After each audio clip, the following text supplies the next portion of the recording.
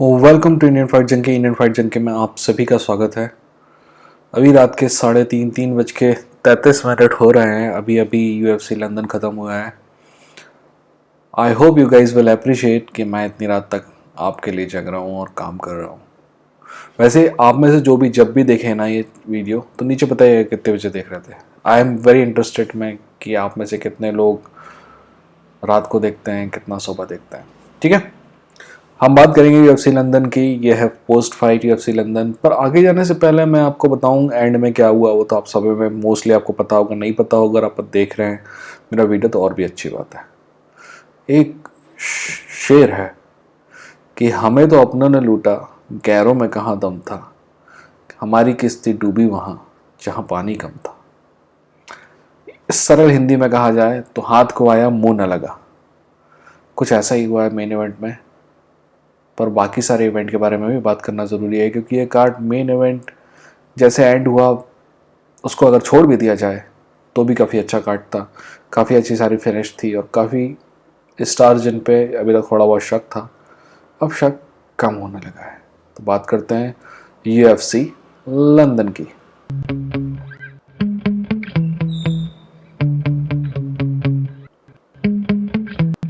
Yeah. Sometimes I get so mad, there's no control in me. My thoughts get so bad, I'm like, I might grab a bat, I don't know. My wrath, my blood boils over like, oh God, feeling from my head to my toes. You said some shit that I can't let go, so just stay tuned for the rest of the show.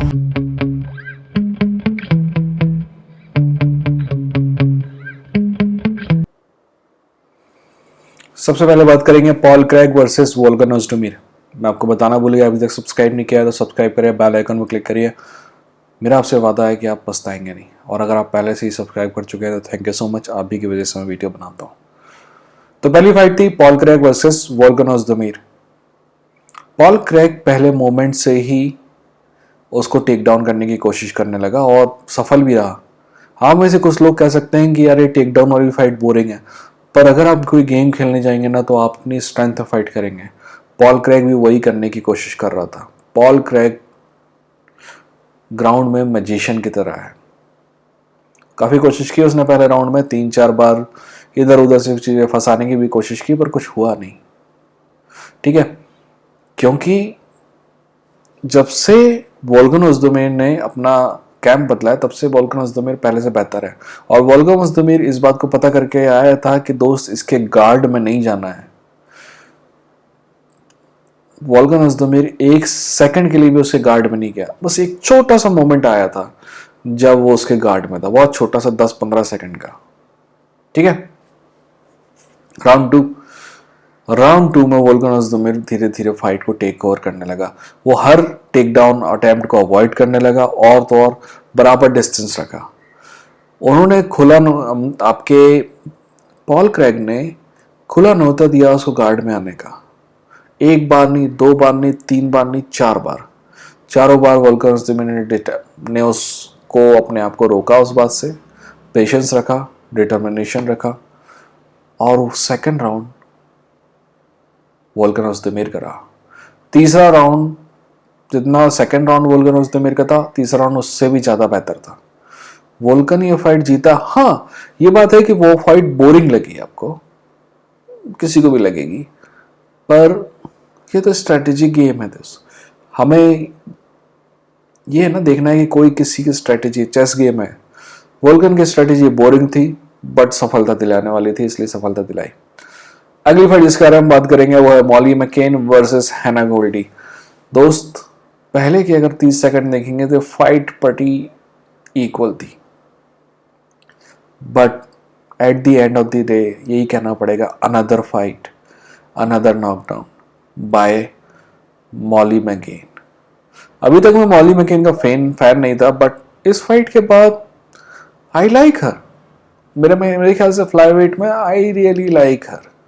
अगर इस लड़की का ground game आधा भी अच्छा है जितना इसका स्ट्राइकिंग गेम है ना, तो दोस्त हम इस लड़की को बहुत देखने वाले हैं।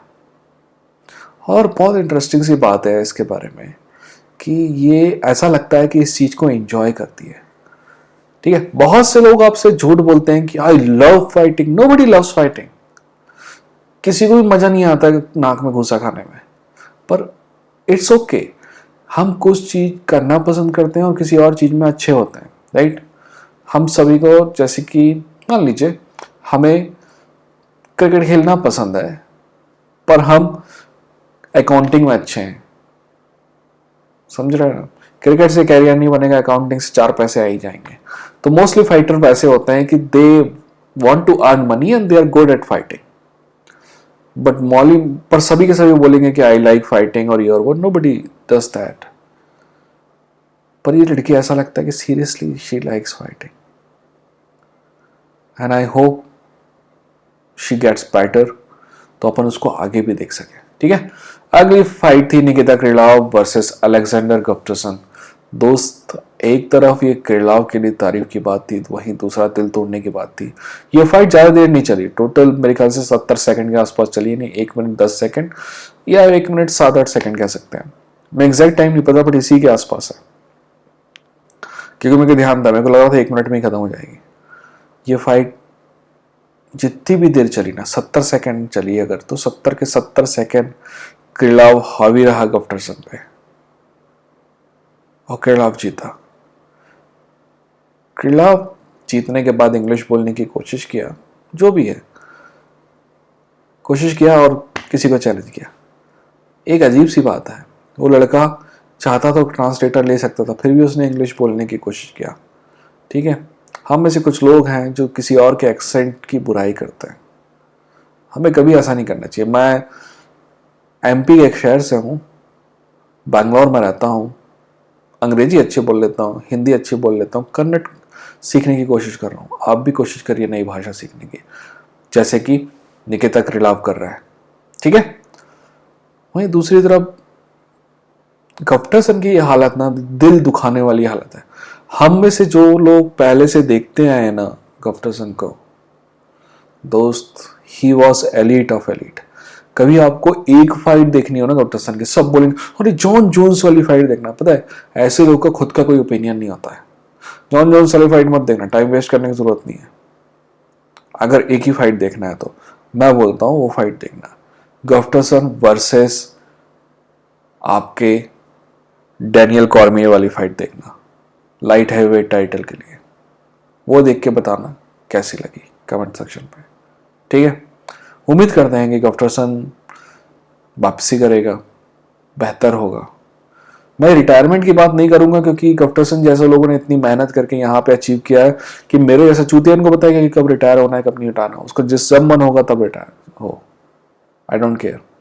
अगली फाइट थी Paddy Pimblett versus Jordan Leavitt. उम्मीद के विपरीत जॉर्डन लेविट ने यह फाइट बहुत बेहतर चालू की। एक आध दो पैडी ने गिलोटिन के अटेम्प्ट किए, बट ये फाइट पहले राउंड में पूरी तरह जॉर्डन लेविट हावी रहा। आखिरी के 40 सेकंड छोड़ दिए जाए तो हावी रहा। आखिरी के 40 सेकंड में ऐसा लगने लगा कि पैडी पिम्बलेट के पास मोमेंटम आ रहा है, और ये मोमेंटम उसके पास सेकंड राउंड में भी रहा, और सेकंड राउंड में बहुत ही जल्द ये फाइट खत्म हो गई। पैडी ने बहुत इंटरेस्टिंग चीज की, बहुत ही कम ग्रैपलर वो बात कर पाते हैं। जब हम आरएनसी मतलब रियर नेकेड चोक करते हैं, राइट, बैक से, तो क्या होता है कि हम कोशिश करते हैं कि अपने पैरों से लॉक करें, गार्ड के अंदर फंसाएं पैरों को, पर बहुत ही कम बार ऐसा हो पाता है कि हम पैर के साथ एक हाथ भी फंसा लें।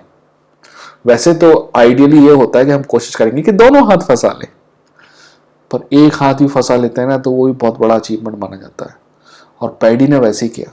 एक हाथ फंसा लिया तो लेविट के पास दूसरा हाथ ही बचा था, तो आरएनसी से उसका बचने का सवाल ही पैदा नहीं होता। पैडी ने फाइट आराम से जीती। पैडी ने इस फाइट के बारे में बाद में कहा कि I can do better and all that. मेरे को वो सब चीज़ों से फर्क नहीं पड़ता। और पैडी ने अपने दोस्तों की बात की, जो एक दोस्त उसका अभी कुछ दिनों पहले उसको छोड़ के चला गया, और कुछ बहुत सी अच्छी बातें की। I think I will like this guy, that जो है ना, एक्स्ट्रा ऑर्डिनरीली कॉन्फिडेंस होना कोई बुरी बात नहीं है, पर कभी भी आपको क्या कहेंगे, आप ये नहीं लगना चाहिए कि आप ओवर कॉन्फिडेंट है, ठीक है। पर उसने जो मेरे दिल को बात जो पसंद की, वो अपने दोस्त फाइट जीतने के बाद अपने दोस्त को याद किया, और जो बातें बोली आपको सुननी चाहिए। अच्छा लड़का है, अच्छी बातेगी। अगली फाइट थी जैक हरमनसन वर्सेस क्रिस कर्टिस की। ये फाइट का राउंड 1 हो, 2 हो, 3 हो, इन तीनों की कहानी ये थी कि दोस्त रेंज, आपको मैं हमेशा मजाक उड़ाता हूँ ना, इसकी रीच इतनी है, इसकी रीच इतनी है। मैं हमेशा इसलिए मजाक उड़ाता हूँ क्योंकि ग्राउंड में जाओगे तो रीच का घंटा कोई फर्क पड़ना नहीं है, ठीक है। पर आप समझने की कोशिश करिए, रीच उसी की अच्छी है, उसी के लिए काम आती है जिसको इस्तेमाल करना आता है।